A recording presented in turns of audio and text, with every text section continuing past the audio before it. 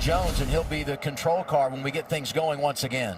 See Corey Day right there. It's behind. There's multiple cars, 3 wide. Brent Cruz got moved up out of the groove right there.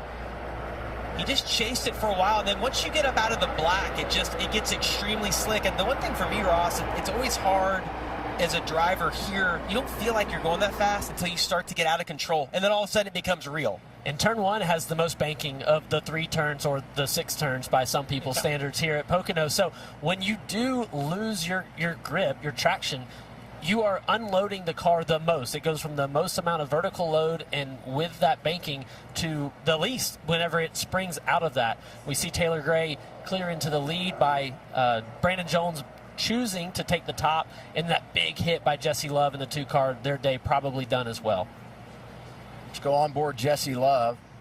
Monopoly Go carrying our onboard camera here. Yeah, he had nowhere to go. You see, he's going to know that car got loose, but just comes out of nowhere. You actually heard him get on the brakes and start wheel hopping the back of the car, trying to slow it down so much. But even if he can continue now, knowing the damage, we heard him saying something about maybe the water pressure was going down. That's from a hole in the radiator. From his perspective, from this perspective, it looks like he can kind of see, but we could see from his in-car that you just didn't see it till the very last second. Day comes in 3rd in points, but a big hit here in the race car and when it comes to those championship standings.